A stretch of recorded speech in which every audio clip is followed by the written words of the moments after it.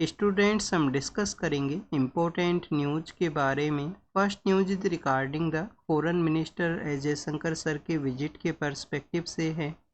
Foreign minister के द्वारा visit किया जाएगा फ्रांस एंड बेल्जियम के वहाँ पे। इन कंट्रीज़ के साथ में हमारे जो डिप्लोमेटिक रिलेशंस हैं ऑलरेडी एक अच्छी सिचुएशन के अंदर हैं। तो आप देखिए उन रिलेशंस को मोर डीपन वे के अंदर में, मोर कोऑपरेटिव मैनर के अंदर में स्ट्रेंथन है वो किया जा सके। एस जयशंकर सर हैं वो विजिट करेंगे बेल्जियम के वहाँ पे। यूरोपियन यूनियन का जो पार्लियामेंट है वहाँ पे भी उनका विजिट रहेगा। तो बेल्जियम का स्टूडेंट जो कैपिटल है वो क्या है, आप देखिए कि जो ब्रसेल्स है वो बेल्जियम का जो कैपिटल है। वहाँ पे यूरोपियन यूनियन के जब कंट्रीज हैं यूनाइट होते हैं और अपना जो पार्लियामेंट है उनके द्वारा उसी एरिया के अंदर में सेटअप किया गया। स्टूडेंट्स बेल्जियम का एक पावर शेयरिंग का भी कॉन्सेप्ट है। जब 1950s एंड 60s के समय में लैंग्वेज बेसिस पे वहाँ पे जो डिवाइड है वो क्रिएट होता है सोसाइटी के अंदर में, तो लीडर्स के द्वारा एक एग्रीमेंट है वो कैरी आउट किया जाता है कि जिस भी लैंग्वेज का वहाँ पे डोमिनेशन है, डच लैंग्वेज का डोमिनेशन है और फ्रेंच का डोमिनेशन है। तो स्टूडेंट्स ये जो डोमिनेटेड लैंग्वेजेज हैं, इसके अलावा आप देखिए कि वहाँ पे जर्मन लैंग्वेज है वो भी बोली जाती है। तो ये जो डोमिनेटेड लैंग्वेज हैं वो एक कोऑपरेशन को कैरी आउट करेंगे। नंबर ऑफ मिनिस्टर्स के अंदर में उनका जो रिप्रेजेंटेशन है वो इक्वल रहेगा। स्टेट के अंदर भी कुछ एरियाज हैं जिसका एक इक्वल कोऑपरेशन है वो कैरी आउट किया गया। और एक कम्युनिटी गवर्नमेंट का कॉन्सेप्ट है जो भी आपको देखने के लिए मिलता है बेल्जियम के वहाँ पे। तो इस तरीके से वहाँ पे पावर शेयरिंग है उस प्रोसेस को कैरी आउट किया गया और उसी के बेसिस पे यूरोपियन यूनियन के जो कंट्रीज यूनाइट होते हैं तो उन्होंने अपना जो हेडक्वार्टर है, जो पार्लियामेंट का सीट है, उसको ब्रसेल्स के अंदर में सेटअप किया। नाटो जो नॉर्थ अटलांटिक ट्रीटी ऑर्गेनाइजेशन है, जो यूएस के द्वारा वहाँ पे डिफेंस कोऑपरेशंस को बूस्ट किया जाता है। और attack on one equal to the attack on all का जो कॉन्सेप्ट है जिस ऑर्गेनाइजेशन का, जिस मेन थीम के ऊपर वो वर्क किया करता है कलेक्टिव डिफेंस के ऊपर में, उसका भी जो हेडक्वार्टर है वो ब्रसेल्स के अंदर ही सिचुएटेड है। एक बार हम बेल्जियम का जो लोकेशन है और उसका वहाँ पे जो लैंग्वेज किस एरियाज में बोली जाती हैं उनको एक बार देख लेते हैं। अगर आपको ये नहीं पता है तो आपका जो 10th क्लास का जो एनसीईआरटी बुक है उसके अंदर में ये जो प्रोसेस है उसके बारे में मेंशन है, पावर शेयरिंग के बारे में। आप देखिएगा स्टूडेंट्स बेल्जियम के अंदर में नॉर्दर्न पार्ट ऑफ रीजन है जिसको कि हम फ्लेमिश रीजन के नाम से जानते हैं। फ्लेमिश रीजन है, यहाँ पे डच लैंग्वेज है वो बोली जाती है क्योंकि नॉर्दर्न पार्ट ऑफ एरिया है वो शेयर होता है नीदरलैंड के साथ में। यहाँ पे नीदरलैंड के साथ में एरिया शेयर करता है। इसके ईस्टर्न पार्ट के अंदर में जर्मनी सिचुएटेड है। यहाँ पे आप देखिए कि एक स्मॉल जो टिनी कंट्री है वो यहाँ पे सिचुएटेड है, लुक्जमबर्ग जो है। और सदर्न पार्ट के अंदर में फ्रांस है।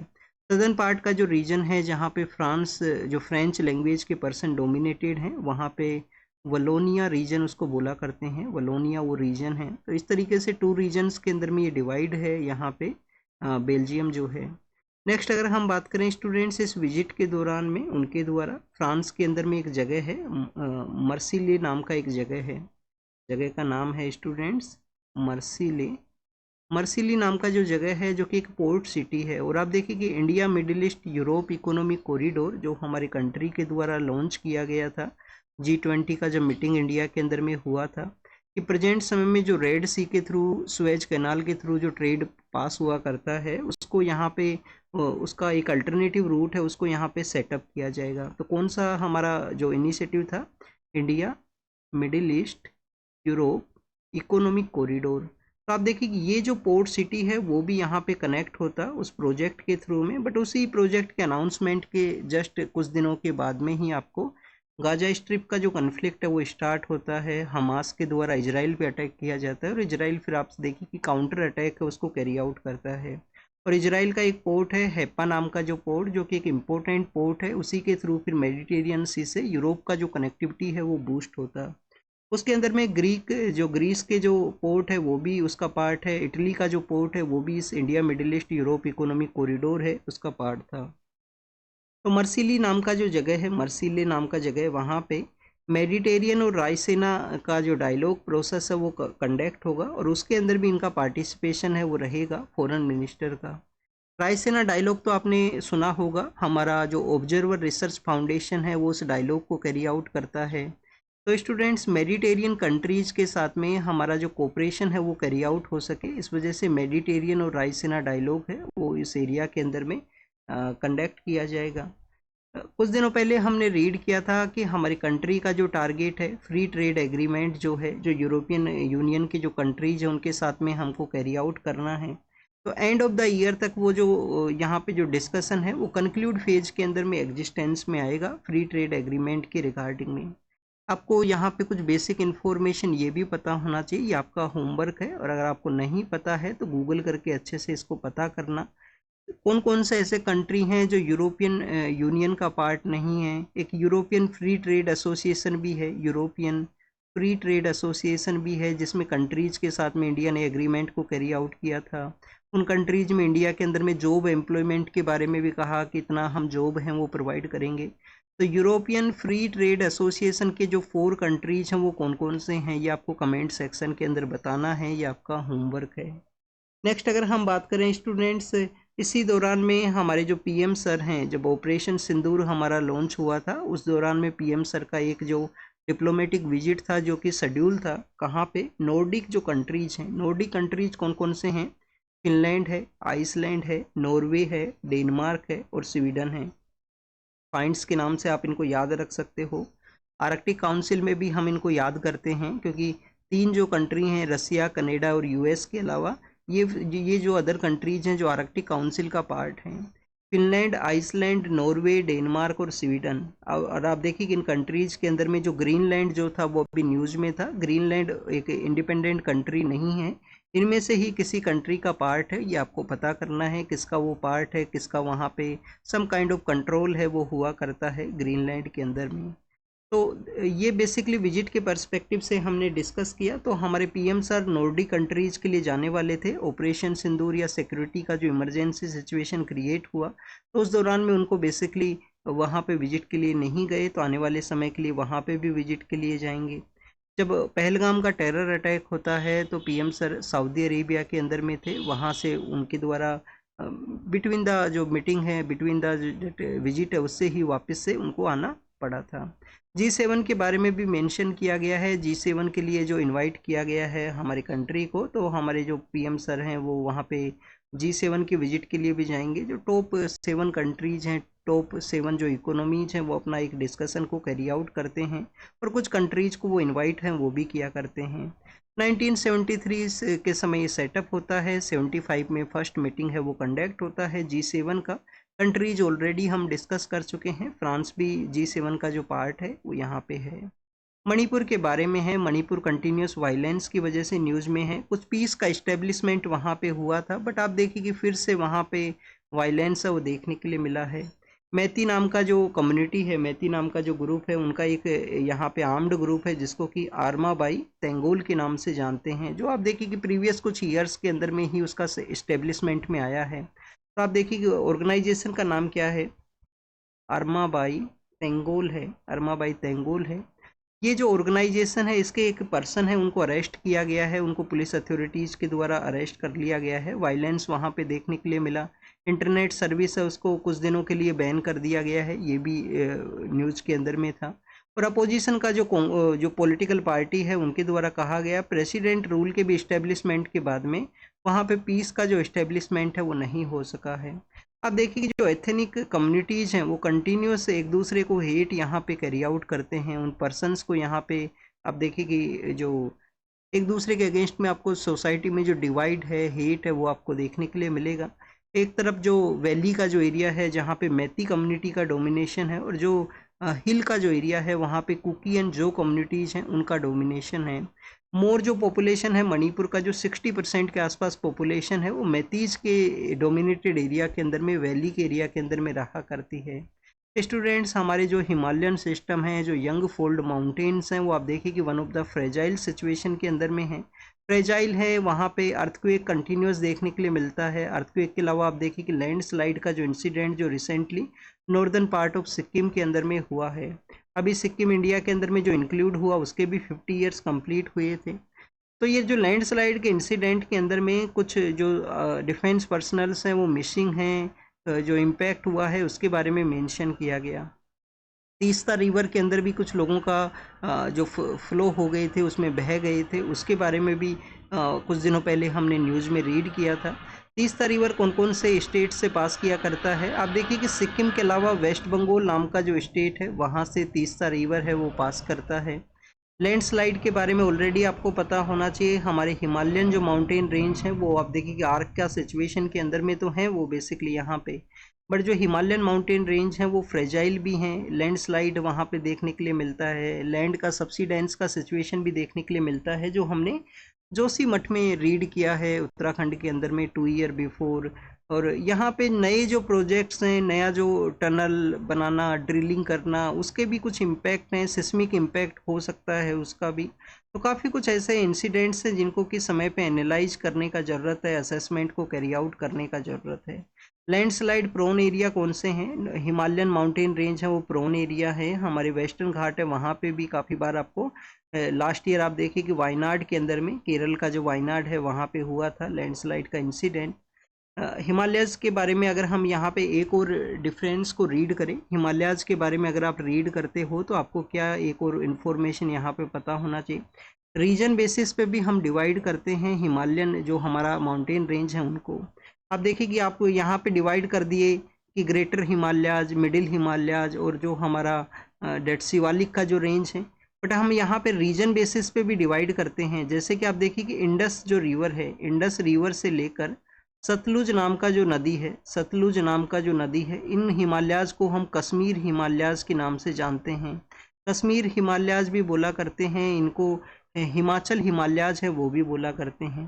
तो स्टूडेंट, सतलुज जो रिवर है, सतलुज से लेकर काली नाम का जो नदी है, जो कि कहाँ पे फ्लो करती है, काली नाम का जो रिवर है जो नेपाल से फ्लो करती है उत्तराखंड के उस एरिया के अंदर में, तो इनको हम जानते हैं कुमायूं हिमालयाज। कुमायूं, कुमायूं हिमालयाज। कुमायूं वैसे एक आप देखिए कि एक रेजिमेंट भी है हमारे डिफेंस फोर्सेज के अंदर में।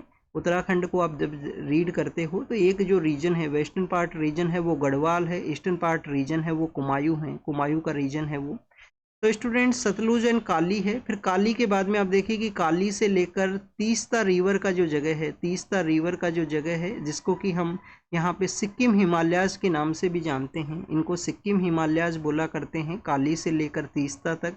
और स्टूडेंट, तीस्ता से लेकर फिर आप दिहांग नाम का जो रिवर है उनको हम आसाम हिमालयाज के रूप से या ईस्टर्न हिमालयाज कहा करते हैं। हिमालयन माउंटेन रेंज जब ईस्टर्न पार्ट के लिए पहुंचती हैं तो उनका साउथवर्ड एक्सटेंशन हुआ करता है, जिसमें मीजो हिल्स हैं, लूसी हिल्स हैं, जो कि आप देखिए कि पूर्वांचल का पार्ट है, पूर्वांचल का ये पार्ट है। तो this is all the information जो हिमालयाज के बारे में आपको पता होना चाहिए। नेक्स्ट आप देखिए कि केरल के बारे में है। केरल गवर्नमेंट का डिसीजन है कि जो ट्रेवलर्स जो यूज किए जाते हैं फिशिंग की एक्टिविटी के लिए, जो डीप सी आप देखिए कि फिश का कलेक्शन को कैरी आउट करते हैं, उसका कंसर्न्स भी हुआ करता है कि जो यहाँ पे मेराइन जो इन्वायरमेंट है, मेराइन जो कंडीशंस हैं उनको डिस्टरबेंस को कैरी आउट करते हैं। स्मॉल जो फिशरमैन्स हैं उनको इम्पेक्ट करता है जो ट्रेवलर्स का जो यूज़ किया जाना यहाँ पे फिशिंग के अंदर में। तो आप देखिए कि 2 मंथ के लिए या कुछ समय के लिए उसको बैन किया गया है, जुलाई तक उसको बैन किया गया है केरल गवर्नमेंट के द्वारा। वहाँ पे शिप का भी जो इंसिडेंट हुआ था जिसकी वजह से भी कुछ एरिया के अंदर में फिशिंग का एक्टिविटी है वो कम्प्लीटली बैन है। कहाँ पे ये हुआ है? कोझिकोड का जो फोटो है वो शो किया गया है, कोझिकोड के अंदर में ये बेसिकली बताया गया है। तो स्टूडेंट्स, एक इन्फॉर्मेशन आपको ये पता होना चाहिए, केरल के अंदर में काफ़ी सारे ऐसे सिटीज़ हैं जिनका जो नेम है वो आपको के नाम का जो अल्फ़ाबेट है उसके थ्रू देखने के लिए मिलेगा। सपोज कीजिए केरल है, त्रिवेंद्रपुरम है जो सबसे सदर्न पार्ट के अंदर में है। केरल के अंदर में आप देखिए कि खासरगोड है, कोझिकोड है, खासरगोड है, कोझिकोड है, कोची का एरिया है, कोलम का एरिया है, कोटायम है जहाँ पे रबर बोर्ड का हेडक्वार्टर है, कोटायम के अंदर में रबर बोर्ड का हेडक्वार्टर है, रबर बोर्ड का हेडक्वार्टर है कोटायम के अंदर में। तो इस तरीके से केरल में काफ़ी सारे जो नेम्स हैं वो के से आपको देखने के लिए मिलते हैं। और कुट्टानाड है, कुट्टानाड के अंदर में आप देखिए कि below the sea rice farming का प्रैक्टिस हुआ करता है। कोझिकोड के बारे में यहाँ पे मेंशन किया गया, कोझिकोड आपको पता होना चाहिए, यूनेस्को का जो लिटरेचर सिटीज़ का जो यहाँ पे यूनेस्को का क्रिएटिव सिटीज़ का एक नेटवर्क है, यूनेस्को क्रिएटिव सिटीज़ का एक नेटवर्क है जिसके अंदर में कोझिकोड को इंडिया का फर्स्ट सिटी है, लिटरेचर कैटेगरी के अंदर में इसको ऐड किया गया। और सिटीज़ जो हैं वो अलग अलग कैटेगरी में हैं, जैसे म्यूजिक के अंदर में है, कोई गैस्ट्रोनॉमी में है, हैदराबाद गैस्ट्रोनॉमी खाने के लिए फेमस है, फिल्मोग्राफी का जो एरिया है उसके अंदर में मुंबई है, और जयपुर भी है उसके पार्ट में, श्रीनगर भी उसका पार्ट है, वाराणसी चेन्नई भी उसका पार्ट है, और ग्वालियर को म्यूजिक का कैटेगरी में ऐड किया गया, और काजीकोड को ऐड किया गया लिटरेचर के अंदर में। वर्ल्ड का फर्स्ट सिटी कौन सा है जिसको लिटरेचर कैटेगरी में ऐड किया गया था? ये एक क्वेश्चन है जो पूछ लिया गया था किसी एग्जाम के अंदर में। एडिनबर्ग नाम का जो एडिनबर्ग नाम का जो सिटी है वो फर्स्ट सिटी है जिसको कि लिटरेचर कैटेगरी के अंदर में ऐड किया गया। नेक्स्ट अगर हम बात करें स्टूडेंट्स यूक्रेन के बारे में है, यूक्रेन का जो ईस्टर्न पार्ट है, यूक्रेन के ईस्टर्न पार्ट के अंदर में ये जो रीजन है वो सिचुएटेड है। रीजन के नेम को कैसे हम अनाउंस करेंगे? निप्रो पेट्रोवर्स्क इस रीजन का नेम है। हो सकता है मेरा जो प्रोनाउंसिएशन है वो सही ना हो, तो इसको एक बार आप अच्छे से प्रैक्टिस कर लेना जिससे आपको रीजन का नाम पता हो। ईस्टर्न पार्ट ऑफ यूक्रेन के अंदर में 5 ऐसे रीजन हैं जिसको रसिया के द्वारा क्लेम किया गया था कि वो उनके टेरिटोरियल एरिया के हैं पार्ट वहाँ पे। तो आप देखिए कैसे कंट्रीज़ का एक टैक्टिक्स हुआ करता है। जैसे चाइना भी काफ़ी बार अपना मैप रिलीज करेगा, काफ़ी सारे ऐसे पार्ट्स हैं जो इंडिया के भी हैं, कुछ अदर कंट्रीज जो साउथ चाइना सी का एरिया है जहाँ पे साउथ ईस्ट एशियन कंट्रीज़ के एरिया को भी अपने ही कंट्रोल के अंदर में बता देते हैं। तो यहाँ पे यूक्रेन के ईस्टर्न पार्ट के अंदर इस रीजन को है जहाँ पे निप्रो नाम का जो नदी है, डी यहाँ पे साइलेंट है स्टूडेंट्स। आप देखिए कि निपोर नाम का जो नदी है या नाइपर नाम का जो नदी है वो फ्लो किया करती है। ये रिवर कहाँ से फ्लो करती है? रसिया में जाती है, रसिया से फिर बेलारूस को जाती है जो नॉर्दर्न यूक्रेन के अंदर में एरिया शेयर करता है बेलारूस। और रसिया ने अपने न्यूक्लियर जो वेपन्स हैं उनको भी आप देखिए कि डिप्लॉय किया था बेलारूस के अंदर में। और फिर स्टूडेंट्स यूक्रेन हैं। तो इस तरीके से ये 3 कंट्रीज़ के अंदर में फ्लो करती है और बाद में आपको ब्लैक सी के अंदर इसका जो ड्रेनेज है वो देखने के लिए मिलता है। यूक्रेन अब सॉरी रसिया एक वजह से वो न्यूज़ के अंदर में है, वहाँ पे वैगनर ग्रुप हुआ करता था, एक प्राइवेट आर्मी का कॉन्सेप्ट हुआ करता था वैगनर ग्रुप। तो उसको रिप्लेस करते हुए माली का जो रीजन है अफ्रीका के अंदर में काफ़ी सारे ऐसे एरिया हैं जहाँ पे रसिया की फोर्सेज है उनका डिप्लॉयमेंट होता है। तो उसके अंदर में वैगनर ग्रुप को रिप्लेस करते हुए नया जो ग्रुप है अफ्रीकन ट्रूप्स और रशियन ट्रूप्स के मिक्स वे के अंदर में एक नया जो ट्रूप है वो यहाँ पे एग्जिस्टेंस में आया है। वर्ल्ड के पेज के ऊपर उस न्यूज़ को मेंशन किया गया। नेक्स्ट अगर हम बात करें स्टूडेंट सेंसस एक्सरसाइज के बारे में है, जनगणना जो हुआ करती है, कब हमारी कंट्री के अंदर में जनगणना होती है। तो अगर हम हिस्टोरिकल पर्सपेक्टिव से स्टूडेंट्स इसको एनालाइज करें तो आप देखिए कि बेसिकली सेंसस क्या होता है, यहाँ पे कैलकुलेशन को कैरी आउट करना, कितने पेड़ हैं आपके पास में।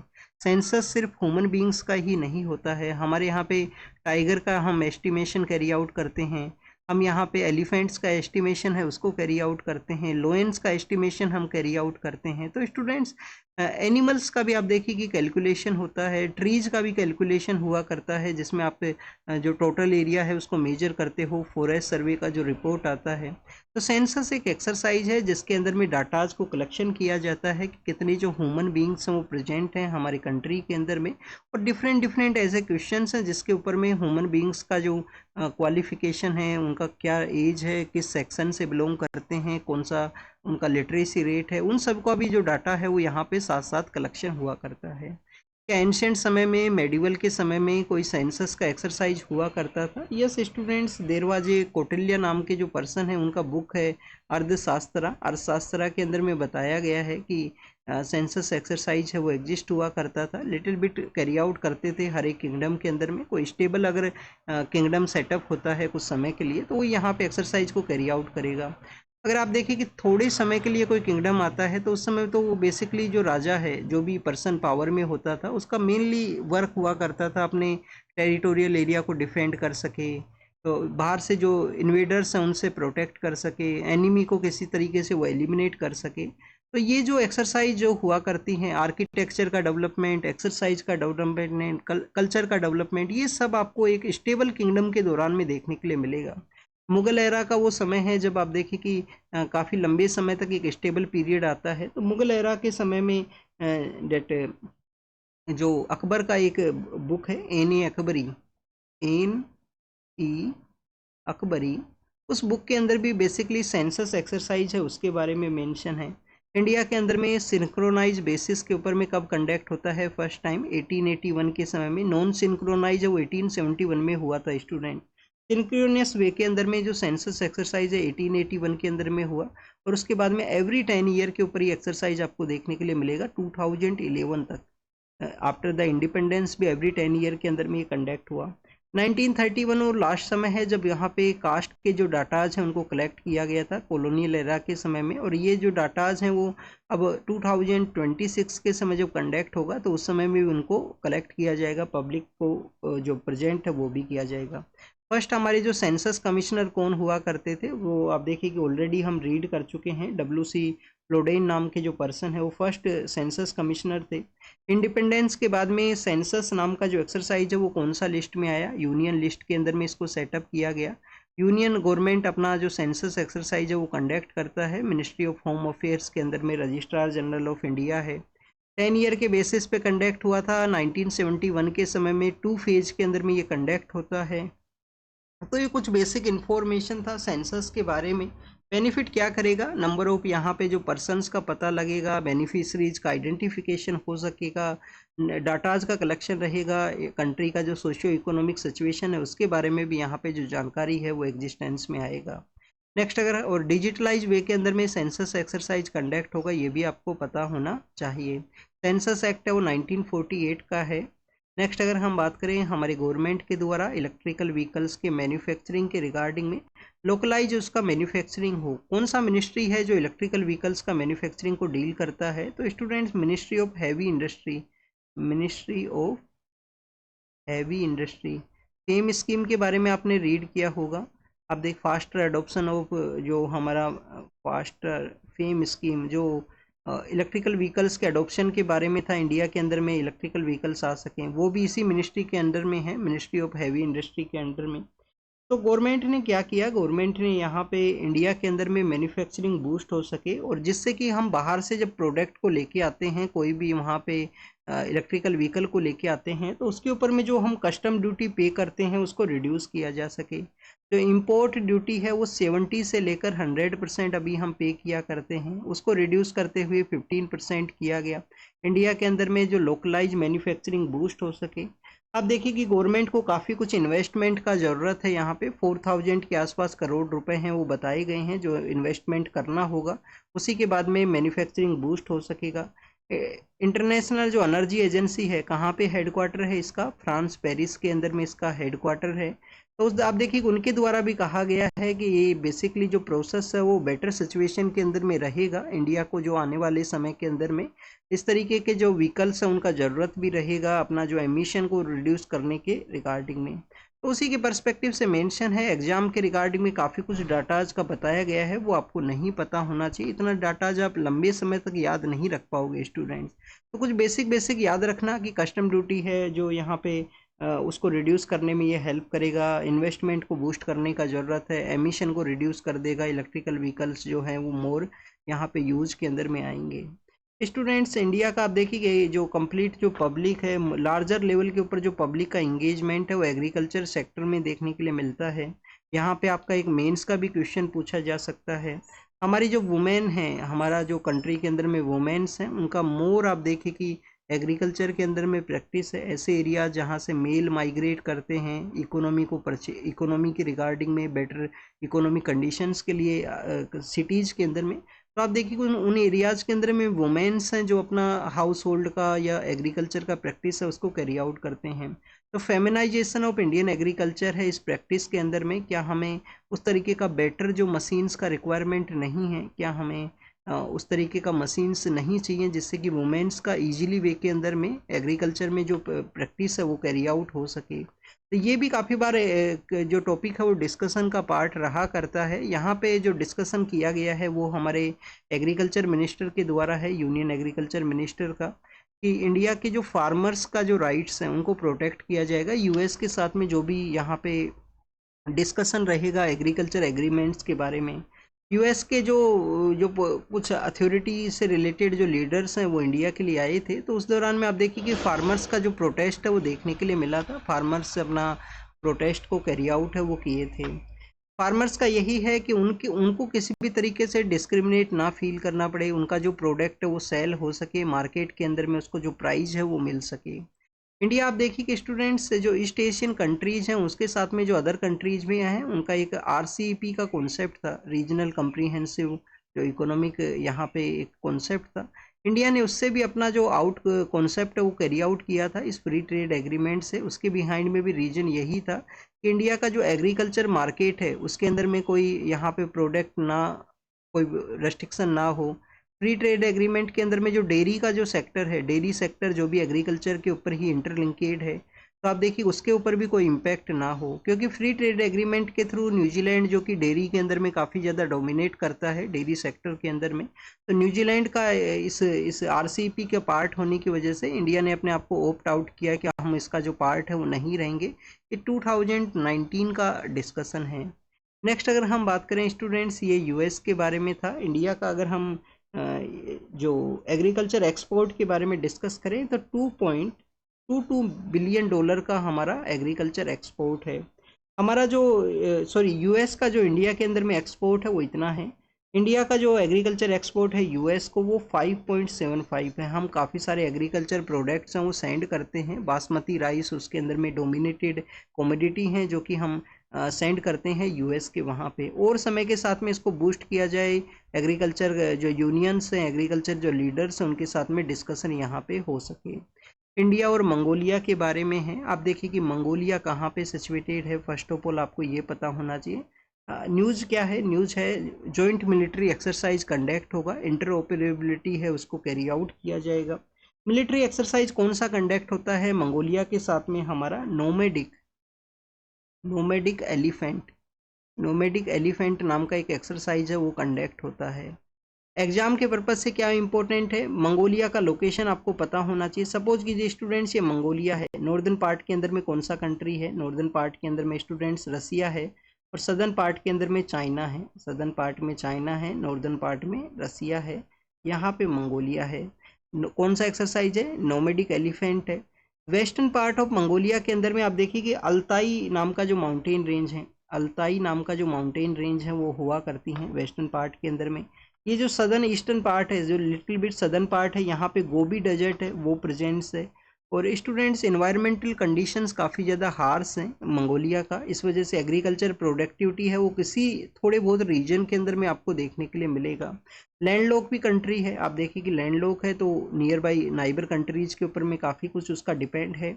एक सेंट्रल एशियन कंट्री है जो यहाँ तक अपना एरिया शेयर करता है, तो उसको भी आप एक बार देख लेना एटलास के अंदर में कौन सा वो सेंट्रल एशियन कंट्री है। मंगोलिया आप देखिए कि मंगोल्स का इंडिया के अंदर में मेडिवल हिस्ट्री के दौरान में हम रीड करते हैं, चंगेज खान का ये कंट्री है। चंगेज खान यहाँ से हुआ करते थे, और बाद में आप देखिए कि सेंट्रल एशिया के काफ़ी सारा एरिया को वो कैप्चर करते हैं चंगेज खान। क्या चंगेज खान का इंडिया के अंदर भी अटैक होने वाला था? क्या इंडिया के अंदर भी उसका अटैक हो सकता था? आप देखिए कि चंगेज खान विजिट तो करते हैं इंडिया के बॉर्डर एरिया के रिगार्डिंग में, बट इंडिया का जो वार्म वेदर कंडीशन, अभी आप समर के समय देखिए कि टेम्परेचर कितना हार्श कंडीशन के अंदर में है, तो उस वजह से वो फिर चले जाते हैं। मंगोलिया के जो उस समय जो लीडर हुआ करते थे उस एरिया से, जो मंगोल्स के लीडर हुआ करते थे चंगेज खान, फिर वो चले जाते हैं।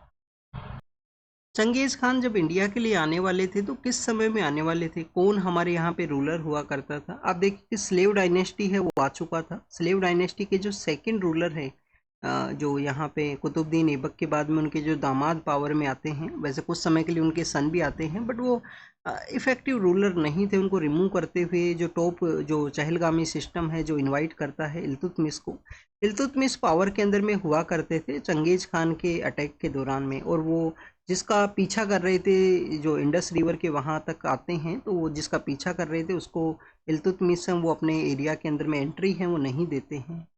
नेक्स्ट अगर हम बात करें स्टूडेंट्स, यहाँ पे हमारे जुडिशियल इंस्टीट्यूशंस के बारे में मेंशन किया गया है। ऑलरेडी हम काफ़ी बार इसको डिस्कस कर चुके हैं, freedom of speech and expression को। उसी को ही आप देखिए कि डिटेल मैनर के अंदर में जो डिस्कशन है वो किया गया कि प्रेजेंट समय के अंदर में काफ़ी कुछ जो सोशल मीडिया पोस्ट हैं उसके थ्रू में अरेस्ट देखने के लिए मिलता है। हमारे जो जुडिशियल इंस्टीट्यूशंस हैं उनको इंटरवेन करने का ज़रूरत है। तो ऑलरेडी इस जो टॉपिक्स हैं उनको हम रीड कर चुके हैं। एग्ज़ाम के लिए कुछ आपको जो अगर इम्पोर्टेंट लगे तो आप नोट डाउन कर लेना, कोई यहाँ पे कुछ लाइन है वो मेंशन किया गया हो। नेक्स्ट आप देखिए कि स्टूडेंट्स यहाँ पे जो एडिटोरियल है वो इंडिया का जो डिप्लोमेटिक विजिट हुआ है ऑपरेशन सिंदूर के बाद में। अब देखिए कि हमारी गवर्नमेंट के द्वारा जो मेंबर ऑफ पार्लियामेंट्स हैं, जो डिप्लोमेट्स हैं, मेंबर ऑफ पार्लियामेंट हैं, फॉर्मर जो डिप्लोमेट्स हैं, उनको उनका एक ग्रुप है उसको फॉर्म करते हुए हमारे डिफरेंट कंट्रीज़ के लिए सेंड किया गया। 32 के आसपास जो कंट्रीज़ हैं उनको विजिट किए हैं हमारे मेंबर ऑफ पार्लियामेंट्स के जो डिप्लोमेटिक जो यहाँ पे ग्रुप्स हैं। पहलगाम का जो उनका जो मेनली मैसेज क्या है, पहलगाम टेरर अटैक के अंदर में पाकिस्तान का जो लिंकेज होना, उनका यहाँ पे मैसेज है न्यू नॉर्मल के बारे में कि इंडिया के ऊपर टेरर अटैक होगा तो अपना जो एक्टिविटी है उसको कैरी आउट करेंगे, और टेररिस्ट इंफ्रास्ट्रक्चर, और इसके अलावा आप देखिए कि नेचर ऑफ इंडियन स्ट्राइक का जो प्रिसाइज नेचर है उसको भी यहाँ पे इनके द्वारा एक्सप्लेन है वो किया गया है। बेटर थिंग्स क्या रहा, आप देखिए कि कुछ यहाँ पे कंसर्न्स भी रहे हैं इंडिया के रिगार्डिंग में कि यूनाइटेड नेशन सिक्योरिटी काउंसिल का नॉन परमानेंट मेंबर्स के अंदर में पाकिस्तान का होना प्रेजेंट समय के अंदर में, और पाकिस्तान के द्वारा जो टेरर के रिगार्डिंग में जो कमेटीज़ हैं उस कमेटी को आप देखिए कि 1 मंथ का वहाँ पे एक जो सिक्योरिटी काउंसिल है उसको हेड करने का प्रोसेस हुआ करता है, तो 1 मंथ के रिगार्डिंग में उसको हेड करने का मौका मिला है। तालिबान सैंक्शन कमेटी है उसको उनके द्वारा हेड किया जाएगा, तो ये इंडिया के लिए एक सेटबैक का भी यहाँ पे सिचुएशन है। बेटर क्या है कि जो डिप्लोमेटिक यहाँ पे जो डेलीगेशन सेंड किए गए उसमें अंदर में जो बायोडाइवर्सिटी है, जो प्लूरिस्टिक नेचर है हमारी सोसाइटी का, उसको ये शो करता है कि प्लूरिस्टिक जो नेचर है उसको यहाँ पे मेंशन किया गया। हर एक अपोजिशन का पॉलिटिकल पार्टी से जो मेंबर्स हैं उनको इंक्लूड किया गया है गवर्नमेंट के द्वारा, फॉर्मर डिप्लोमेट्स को भी इंक्लूड किया है, हर एक रिलीजियस कम्युनिटी से लोगों का जो इंगेजमेंट है वो भी आपको देखने के लिए मिलेगा। नेक्स्ट आप देखिए कि स्टूडेंट डिफेंस के बारे में है कि हमारा जो डिफेंस ऑपरेशन सिंदूर के थ्रू इंडिया का जो डिफेंस एक्टिविटी है वो न्यूज़ के अंदर में आया। न्यू नॉर्मल के बारे में हमने यहाँ पे रीड किया, हमारे जो प्रिसाइज मिलिट्री एक्शंस हैं वो देखने के लिए मिले हैं। क्या डिफेंस का प्रोडक्शन के अंदर में हम हमारा जो इंडिपेंडेंस है, हमारा जो सेल्फ डिपेंडेंस है उसको अचीव कर चुके हैं। अभी भी आप देखिए कि हमारा कंट्री इंपोर्ट के ऊपर ही डिपेंड है डिफेंस के मेजर प्रोडक्ट्स के अंदर में। तो बट स्टूडेंट्स एमएसएमई मिनिमम आप देखिए कि एमएसएमई है, micro small and medium enterprises हैं, उनके थ्रू हमने डिफेंस सेक्टर के अंदर में कुछ फ्लिप है उसको ज़रूर अचीव किया है, कुछ प्रोडक्शन है उसको ज़रूर से अचीव है वो किया है। तो एमएसएमई सेक्टर के थ्रू डिफेंस का प्रोडक्शन है जिसका एक्सपोर्ट है वो भी इंक्रीज हुआ है। बट अगर हम बात करें मेजरली जो डिफेंस का जो कंप्लीट जो यहाँ पे इंपोर्ट एक्सपोर्ट है तो उसके अंदर में हम यहाँ पे इंपोर्ट के ऊपर में मेनली जो डिपेंड करते हैं। नेक्स्ट आप देखिए कि थाईलैंड एंड कंबोडिया के बारे में है, उनका जो बॉर्डर के ऊपर क्लैश हुआ था उसको अभी रिजोल्व करने का कोशिश किया गया है। ये जो साउथ ईस्ट एशियन कंट्रीज हैं इनका लोकेशन एक बार ज़रूर से देख लेना आप, थाईलैंड और कंबोडिया वो कहाँ पे सिचुएटेड हैं। और वियतनाम, लाओस और कंबोडिया आप देखिए जिनको कि इंडो चाइना कंट्रीज के नाम से भी हम जानते हैं, वियतनाम, लाओस एंड कंबोडिया। और जो वियतनाम, लाओस, कंबोडिया जहाँ पे ड्रग का जो ट्राइंगल है वो भी सेटअप है। ड्रग का क्रिसेंट कहाँ पे है, ईरान, पाकिस्तान, और आप देखिए कि जो अफगानिस्तान का एरिया है वहाँ पे ड्रग का जो क्रिसेंट है, यहाँ पे ड्रग का ट्राइंगल है जो कि गोल्डन ट्राइंगल जिसको बोला करते हैं। ईरान की अथॉरिटीज़ के बारे में है कि ईरान की अथॉरिटीज़ हैं जो बैन को यहाँ पे एक्सपेंड करना चाहती हैं, जो यहाँ पे पब्लिक हेल्थ के पर्सपेक्टिव से उनके द्वारा जो बैन कैरी आउट किया गया है। वहाँ पे ईरान के अंदर में वुमेंस के द्वारा भी जो प्रोटेस्ट है वो किया गया था। वुमेंस के भी आप देखिए कि रिगार्डिंग में प्रोटेस्ट है लास्ट 1-2 ईयर के अंदर में देखने के लिए मिला था। मैड्रिड के बारे में है, लोगों का वहाँ पे एंटी गवर्नमेंट प्रोटेस्ट है। मैड्रिड कहाँ है, स्पेन का जो कैपिटल है एरिया है वो मैड्रिड का एरिया है, और ये आइबेरियन पेनिनसुला के रीजन के अंदर में सिचुएटेड है। एक तरफ स्पेन है और एक तरफ आपको पोर्तुगीज हैं वो देखने के लिए मिलेंगे। नेक्स्ट अगर हम बात करें स्टूडेंट, चाइनीज शिप हैं वो आप देखिए कि फिलीपाइंस के राउंड में उनका जो बेसिकली प्रेजेंस है वो बताया गया है।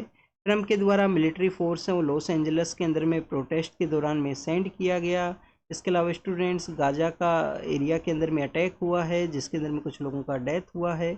और जो ग्रेटा थनबर्ग नाम का जो एक्टिविस्ट है जो कि क्लाइमेट एक्टिविस्ट है, उनका गाजा के अंदर में जो बेसिकली जानना था उसको स्टॉप किया गया है इजराइल के द्वारा। तो this is all the information related to the today's newspaper. आप इसको रीड कीजिए, रिवाइज कीजिए, जो भी इंफॉर्मेशन आपको मिला है उसको नोट डाउन कीजिए। Thank you students, thank you very much.